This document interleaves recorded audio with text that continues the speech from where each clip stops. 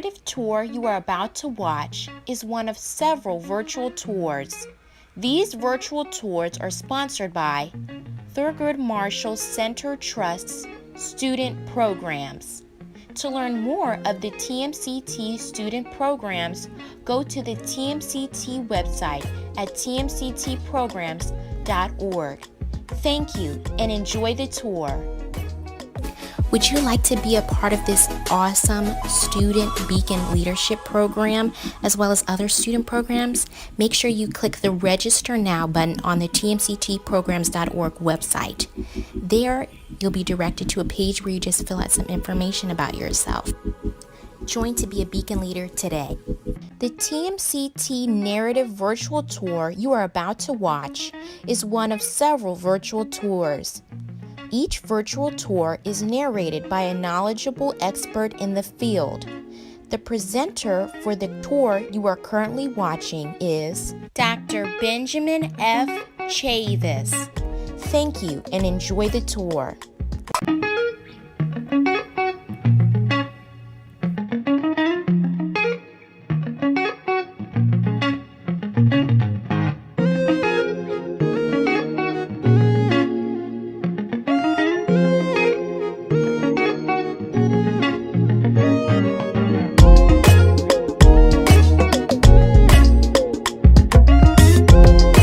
I'm Benjamin F. Chavis Jr. for the Thurgood Marshall Center, and I'm pleased to welcome you on this tour of the historic Shaw District, located in the heart of DC's African American community.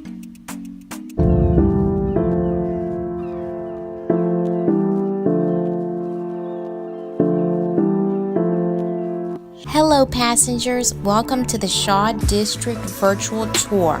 Buckle up, our first stop on the tour is in the heart of the Shaw District. We will be traveling along U Street, merging left on Florida Avenue and turning left onto 7th Street. We're here, enjoy the tour. Shaw is a central neighborhood in the northwest quadrant of Washington, D.C., the capital city of the United States. Shaw and the U Street corridor historically have been the city's African American social, cultural, and economic hub that witnessed civil rights leaders like the Reverend Dr. Martin Luther King Jr. and Malcolm X, as well as being the area that saw numerous social uprisings, marches, and protests that fought to achieve racial equality in the Shaw area and throughout the entirety of America. The District of Columbia has designated much of Shaw as the Shaw Historic District. This historically African American neighborhood is the home to the 1910 Howard Theater, where jazz greats like Ella Fitzgerald, Pearl Bailey, and DC's local owned Duke Ellington once performed. Shaw is hip, trendy, and edgy. From the live go-go music of the neighborhood to the legendary restaurants and theaters to the African American Civil War Memorial and the first African American YMCA in the country, now the Thurgood Marshall Center Trust. You'll find plenty of excitement and culture here. Shaw emerged from freed slave encampments in the rural outskirts of Washington, D.C. It was originally called Uptown in an era when the city's boundary ended at Boundary Street, now Florida Avenue. The lack of investment and limited power in the area created a barrier in the neighborhood's development and urbanization during the early 1800s. Further growth was hindered by increasing racial tensions as more African Americans settled in the region. By the 1850s, Washington, D.C. had one of the largest African American populations of any city in the United States.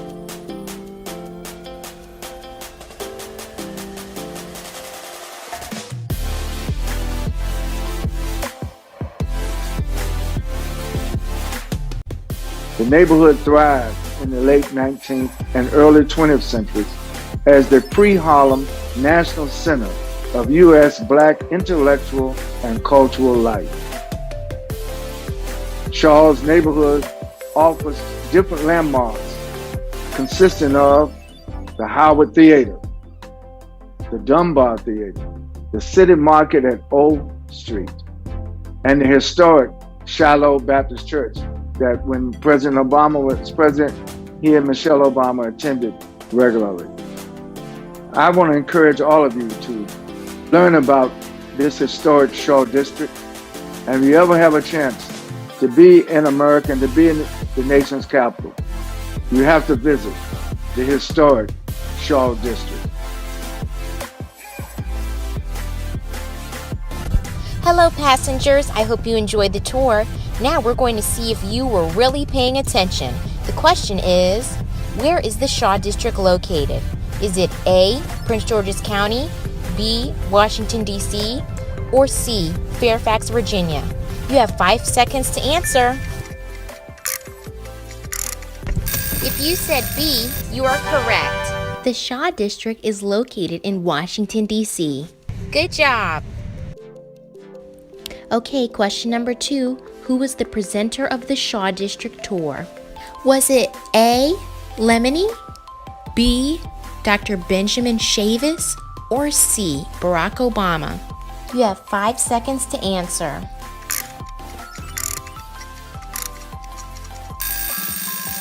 If you said B, you are correct. The Shaw District tour was narrated by Dr. Benjamin Chavis. Good job. Okay, question number 3. What street was formerly the boundary street of the Shaw District? Was it A, New York Avenue, B, Capitol Street, or C, Florida Avenue? You have 5 seconds to answer.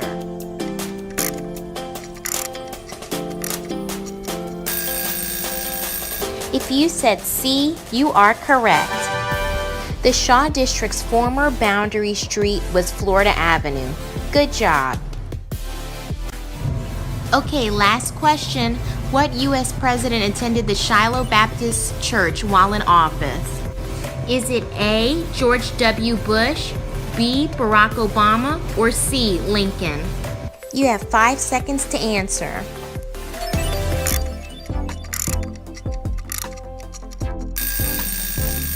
If you said B, you are correct. Barack Obama visited Shiloh Baptist Church during his term as president. Good job.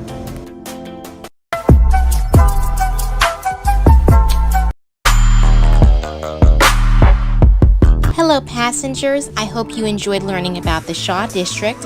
Our next stop is Thurgood Marshall Center Trust. We will be traveling along P Street, making a right on R Street, turning left onto T Street, and going down 12th Street. We're here. Enjoy the tour. The presenter for the tour you are currently watching is Dr. Thomasina Yearwood. Thank you and enjoy the tour. Greetings. I'm Dr. Thomasina Yearwood, President and CEO of the Thurgood Marshall Center Trust. It is an honor and privilege to share with you the history of the Thurgood Marshall Center for Service and Heritage. Justice Marshall's family allowed the trust to name the building after Thurgood Marshall, and Mrs. Cecilia Marshall is the honorary chair of the board of directors. I began with the trust in 2001 as the executive director. My journey has been exciting and very satisfying as the legacy of the center has evolved.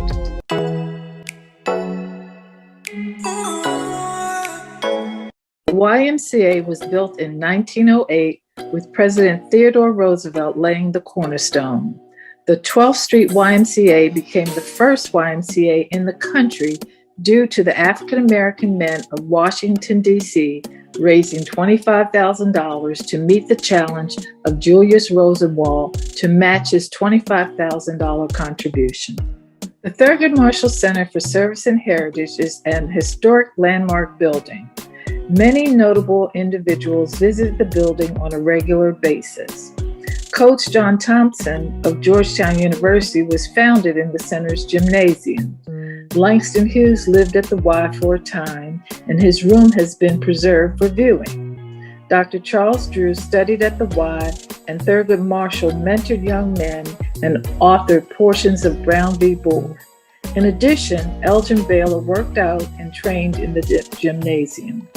Many African American organizations, both social, business, and clubs, were established at the 12th Street Y.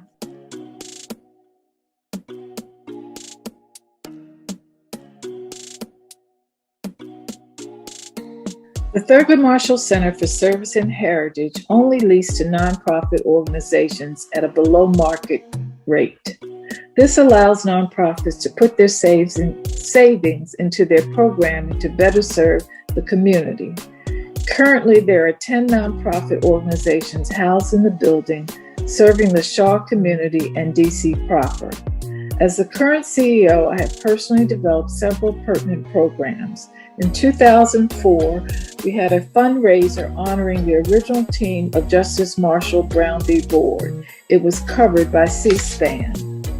In addition, the Thurgood Marshall Center Trust student programs, with the Phenomenal Series for men, women, seniors, and youth, and the unveiling of the Thurgood Marshall stamp with Mrs. Marshall and Vernon Jordan as our keynote speaker. The Trust continues to create programs to serve the community with ongoing monthly lecture series, TMCT Social Justice Program, yearly back to school festivals for students which help the families, Backpack Reloaded, mid-year supplies for students. In addition, special events which are below market rate, which include seminars and meetings and events held at the center. I hope you have enjoyed the virtual tour presented by the Thurgood Marshall Center Trust student program. We are very proud of our students. We look forward to those of you who live in the city visiting, and we currently welcome individuals and families visiting Washington, D.C. to come and tour the Thurgood Marshall Center for Service and Heritage. Please know you will be welcome. Hello, passengers. I hope you enjoyed the tour. Now we're going to see if you were really paying attention. The question is, what NBA player was discovered at the center? Was it A, Michael Jordan, B, Elgin Baylor, or C, Mr. Jonte Lee? You have 5 seconds to answer.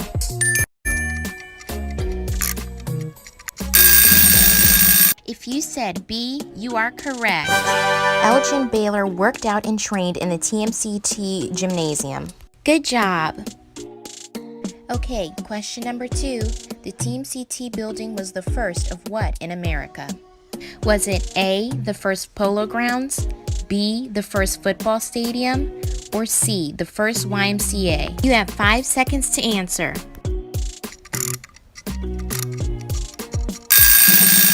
If you said C, you are correct. TMCT was the first YMCA in America. Good job. Okay, question number 3. What U.S. president laid the cornerstone of the TMCT building? Was it A, Abraham Lincoln, B, John F. Kennedy, or C, Theodore Roosevelt? You have 5 seconds to answer.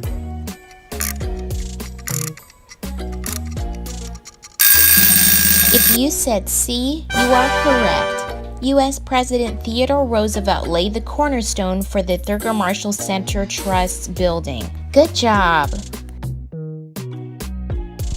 Okay, last question. What famous poet was housed at the TMCT building? Was it A, Edgar Allan Poe, B, Langston Hughes, or C, Maya Angelou?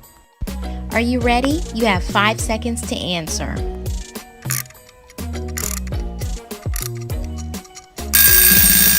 If you said B, you are correct. Langston Hughes was housed at the TMCT building.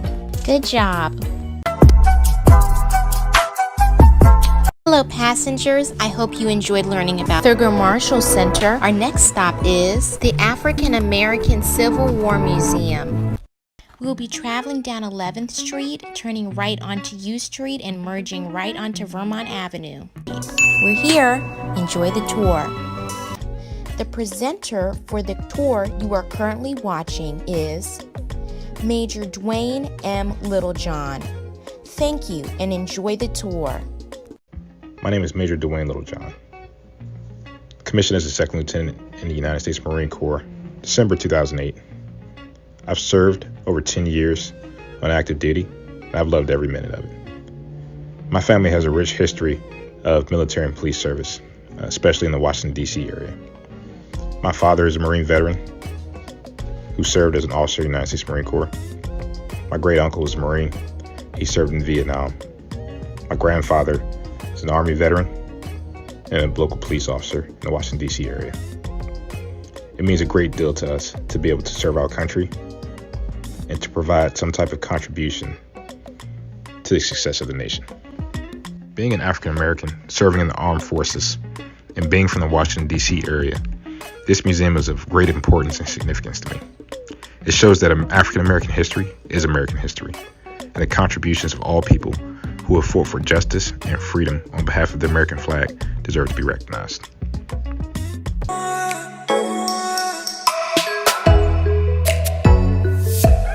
The African American Civil War Memorial Museum was dedicated by the African American Civil War Memorial Freedom Foundation, July 1998.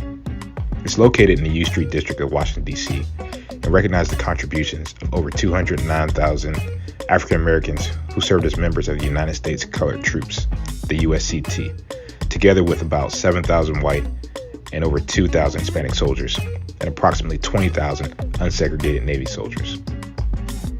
Altogether, there were 175 regiments of the United States Colored Troops who fought for the Union in the American Civil War. As a family, we're extremely proud of our service. It's a great mark for us to be able to have some form of contribution to protecting our way of life as a country. As a family, we're extremely proud of our service. It's a great mark for us to be able to have some form of contribution to protecting our way of life as a country.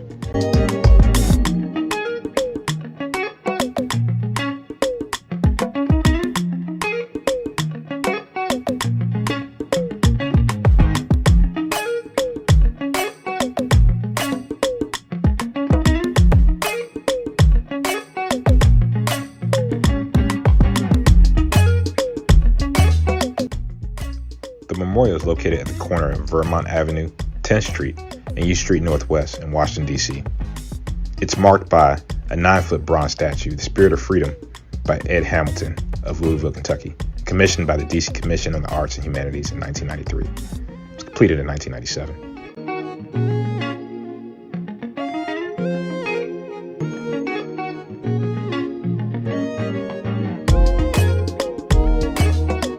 The memorial includes a walking area with curved panel, short walls inscribed with the names of the men who served in the war. It's important to maintain a connection to our history and service that we can be proud of as a nation and as a culture. I stand on the shoulders of those who have served before me, who have broken barriers in the defense of the nation. I hope that this piece of history, that this legacy, serves as a beacon to attract bright young men and women from diverse backgrounds to take advantage of the opportunities provided to them by those who came before them, that people fought for and died for in the defense of our nation, and that this next generation participates in the creation of opportunities for future generations. Hello passengers, I hope you enjoyed the tour. Now we're going to see if you were really paying attention. The question is, how many African Americans participated in the Civil War? Is it A, 250 soldiers, B, 207,000 soldiers, or C, 1,000 soldiers? You have 5 seconds to answer.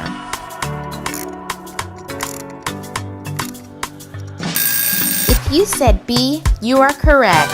Over 207,000 African American soldiers fought in the American Civil War. Good job. Okay, question number 2. The War Memorial statue is located on the corner of A, Vermont Avenue and 10th Street, or B, 1600 Pennsylvania Avenue. You have 5 seconds to answer.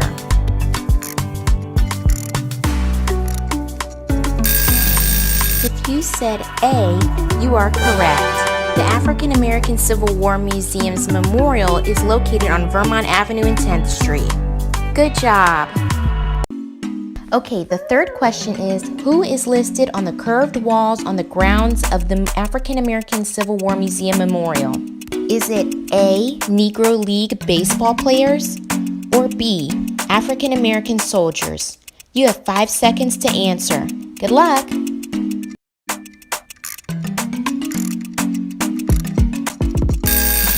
If you said B, you are correct. The memorial includes a walking area inscribed with the names of the men who served in the war. Good job. Okay, last question. What branch of the military is the presenter Major Littlejohn in? Is it A, the U.S. Navy, B, the U.S. Air Force, or C, the U.S. Marines? Okay, get ready. You have 5 seconds to answer. Now.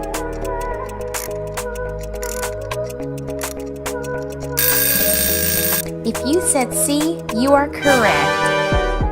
The presenter for this tour, Major Dwayne M. Littlejohn, is a second lieutenant in the U.S. Marine Corps.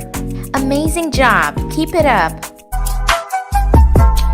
Hello passengers, I hope you enjoyed learning about African American Civil War Museum. Our next stop is Howard University. We will be turning left on Florida Avenue, turning right on Berry Plain, turning left on Georgia Avenue, and turning right on Howard Plain. We're here. Enjoy the tour.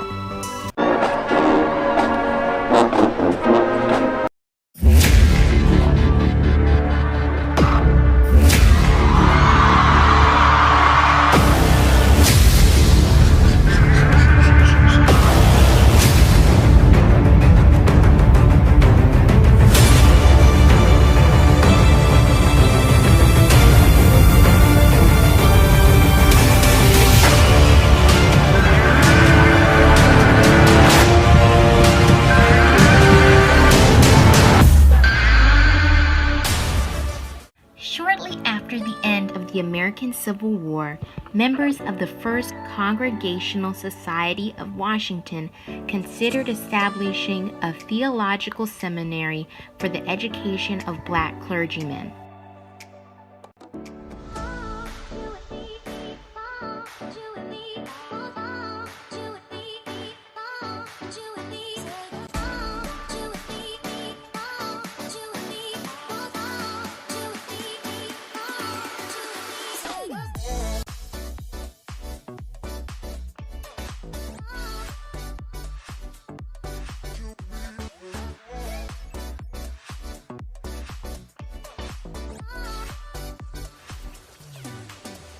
Within a few weeks, the project expanded to include a provision for establishing a university.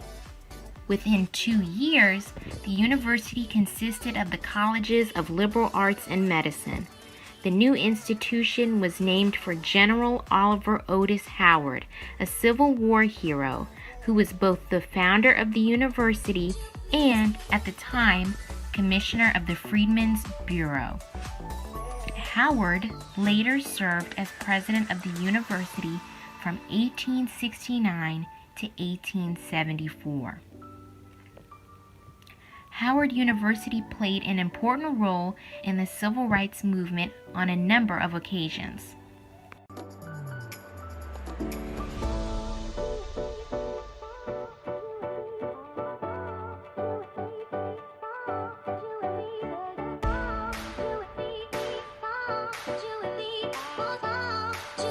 Alan Locke, chair of the Department of Philosophy and first African American Rhodes Scholar, authored The New Negro, which helped to usher in the Harlem Renaissance.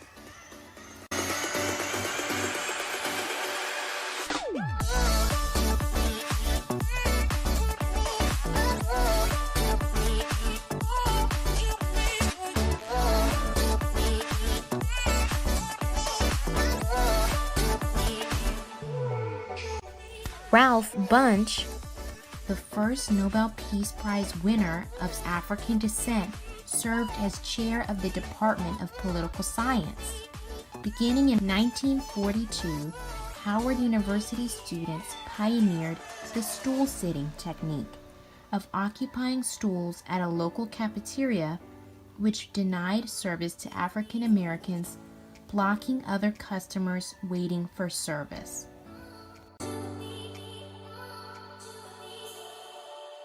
Hello passengers, I hope you enjoyed the tour. Now we're going to see if you were really paying attention. The question is, what was the original purpose of Howard University?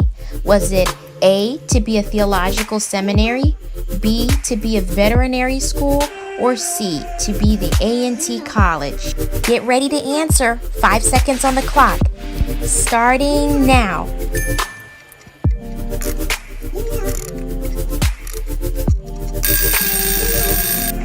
If you said A, you are correct. The original purpose of Howard University was to be a theological seminary. Great job. Okay, question number 2. What year was Howard University founded? A, 1867, B, 1776, or C, 2020? You have to think fast. 5 seconds on the clock.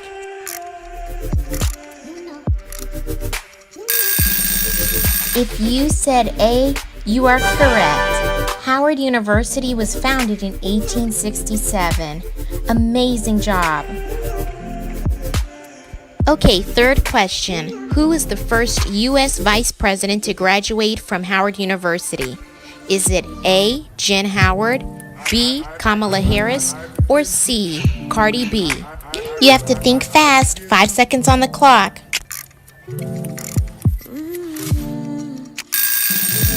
If you said B, you are correct. U.S. Vice President Kamala Harris is a Howard University graduate.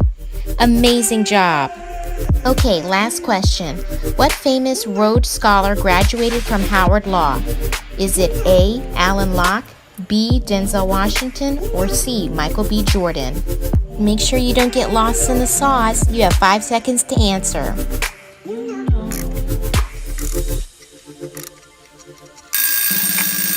If you said A, you are correct. Alan Locke was the first Rhodes Scholar and was a graduate of Howard University. Keep up the good work.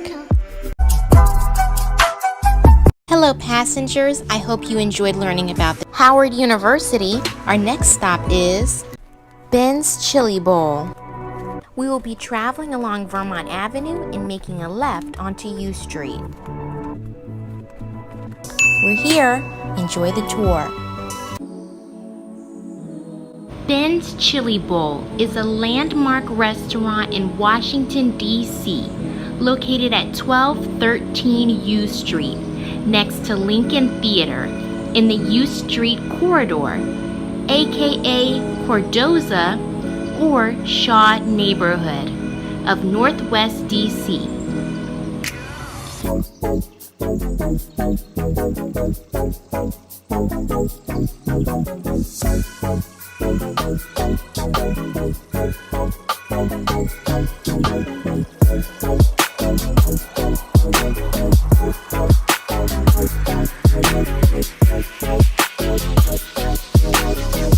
It is known locally for its chili dogs, half smokes, and milkshakes, and has been an integral part of the neighborhood's history since its founding in 1958.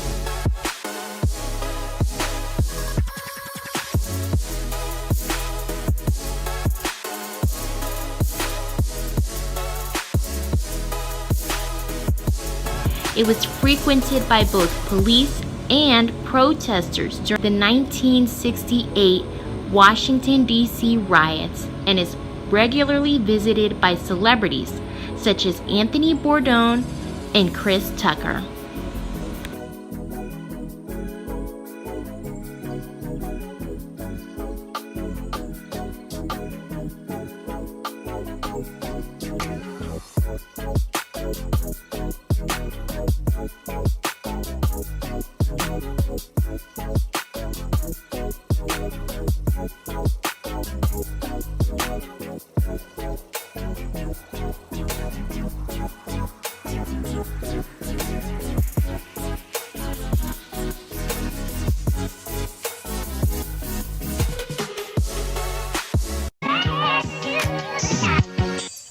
Hello passengers, I hope you enjoyed learning about Ben's Chili Bowl.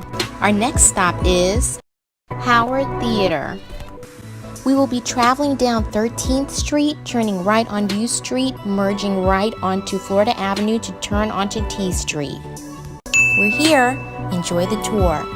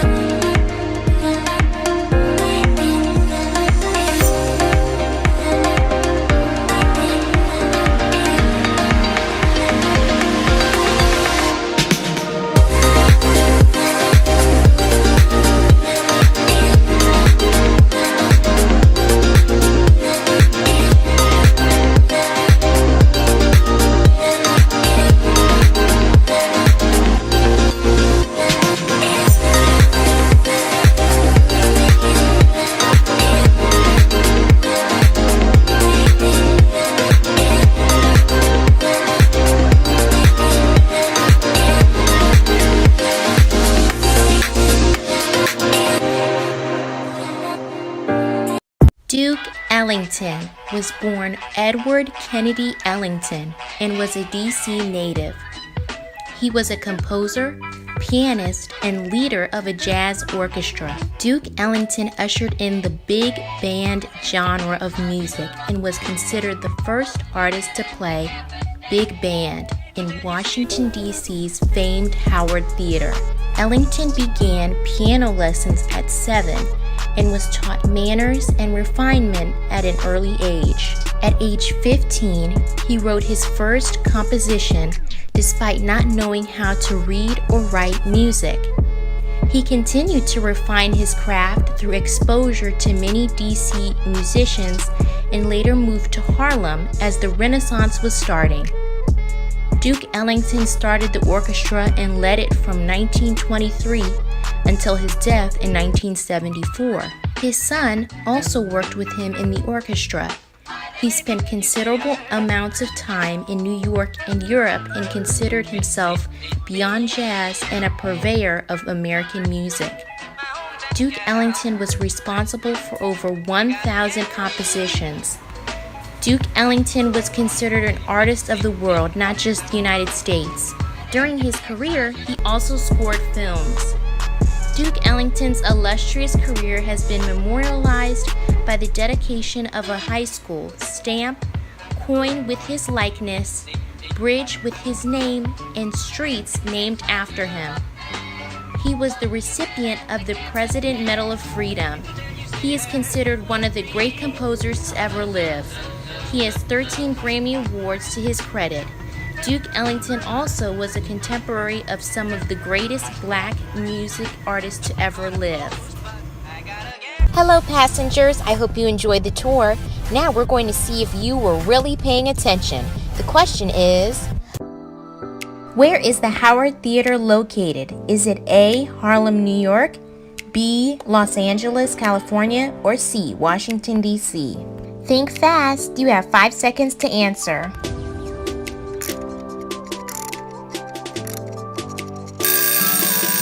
If you said C, you are correct. The Howard Theater is located in Washington, D.C. You got this. Okay, question number 2. Which of these performers at the Howard were from D.C.? Is it A, Beyonce, B, Duke Ellington, or C, Jay-Z? You have 5 seconds to answer.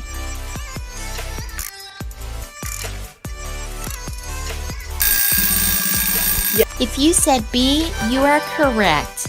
Howard Theater performer Duke Ellington was a DC native. You sure know a lot about DC. Great job. Okay, question number 3. What Howard Theater performer has a high school named after them in DC? Is it A, Wale, B, Chuck Brown, or C, Duke Ellington? Don't take too long. You have 5 seconds to answer.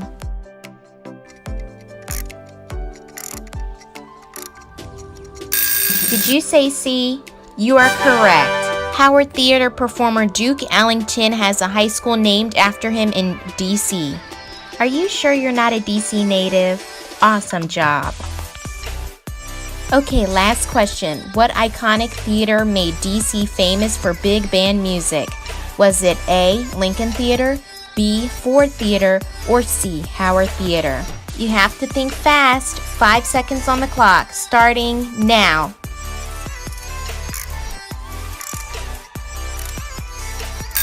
If you said C, you are correct. Duke Ellington was the first artist to play big band in Washington, D.C.'s Howard Theater.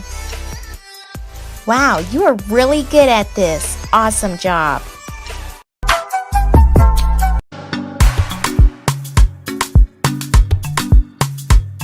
Hello passengers, I hope you enjoyed learning about Howard Theater. Our next stop is Busboys and Poets. We will be traveling along U Street and making a right onto 14th. We're here. Enjoy the tour. The presenter for the tour you are currently watching is Andy Shalal. Thank you and enjoy the tour. Hello, I'm Andy Shalal. I'm the CEO and founder of Busboys and Poets, which is a local gathering place here in Washington, D.C. It's a cultural center that brings art, culture, and politics together. Busboys and Poets is a full-service restaurant, bar, bookstore, coffee shop, and events venue in Washington, D.C. Founded in 2005 by Andy Shalal. So all of these layers coming together to create a space that represents DC was important to me, having grown up here in the city for many years. And I wanted a space that I wanted to go to that has its own unique DC identity.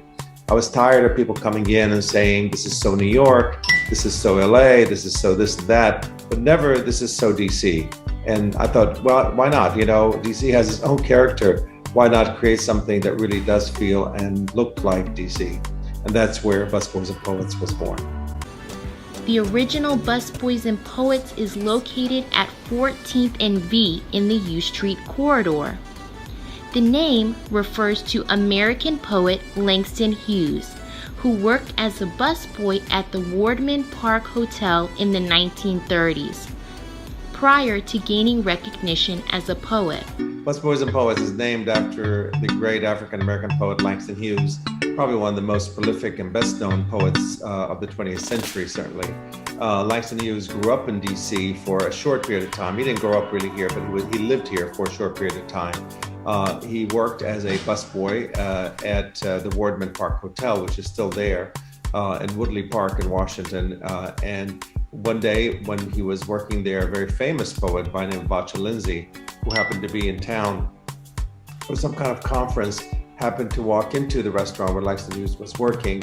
The young Langston Hughes at that time, was 22 years old, slipped some of his poetry next to Vacha Lindsay's plate. So the next day on his way to work, Langston Hughes picks up the newspaper, and on it is said that Vacha Lindsay had discovered a busboy poet. A couple months later, he was able to leave that job and work full-time as a poet and speaker and writer, and traveled all over the United States after that.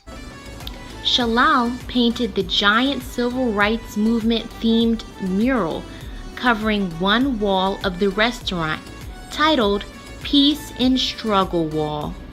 He refuses to sign the mural, saying this would be a final gesture that would preclude him from making revisions later.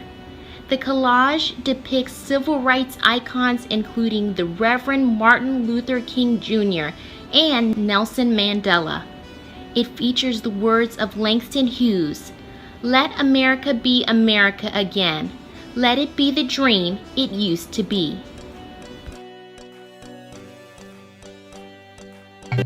So I studied Langston Hughes when I was in middle school. Was one of the first really people of the Harlem Renaissance that I was introduced to.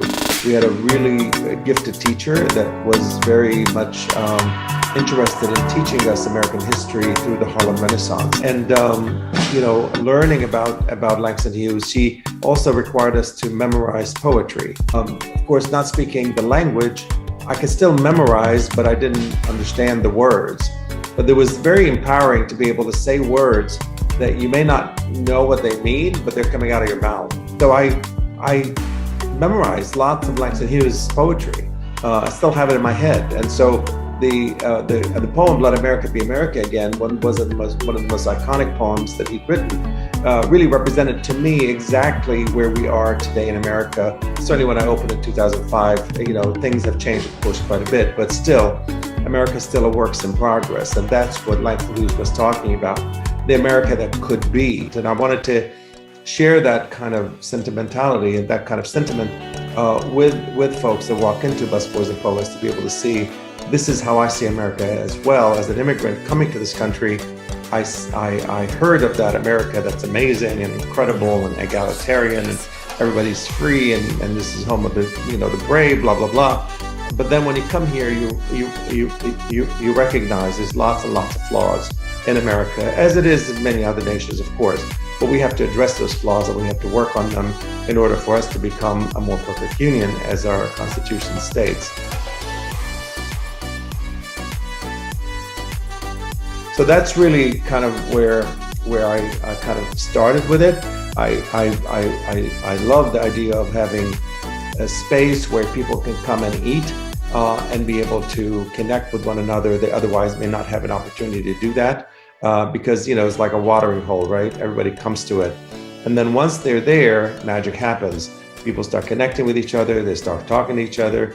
They break bread together. And suddenly you start breaking barriers and connect people from opposite ends of the city sometimes that otherwise wouldn't have opportunities to see each other.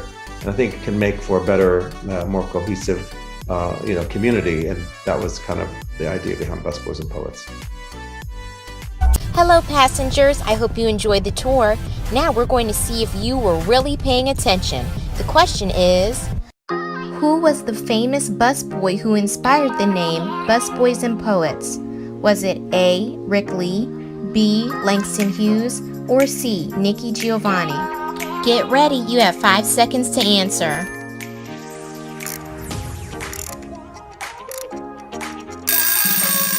Did you say B? You are correct. The name of the restaurant, Busboys and Poets, is inspired by the famous busboy Langston Hughes. You're killing it at this game. Amazing job. Okay, question number 2. Who was the founder of Busboys and Poets? Was it A, Chris Brooks, B, Andy Shalal, C, Steph Curry? Think fast, you have 5 seconds to answer.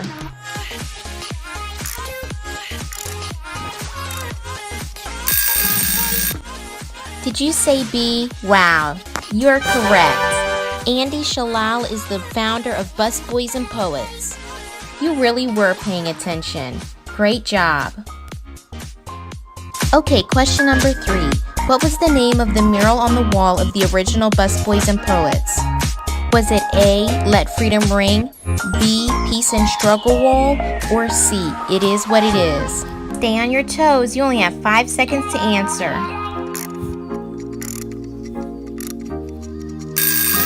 If you said B, you are correct. Andy Shalal painted the Peace and Struggle Wall mural in the original Busboys and Poets restaurant. Wow, you're a genius. Okay, last question. What was the name of the poem listed on the wall of Busboys and Poets?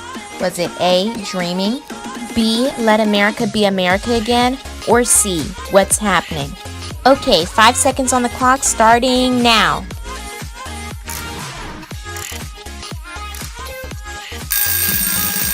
Did you say B?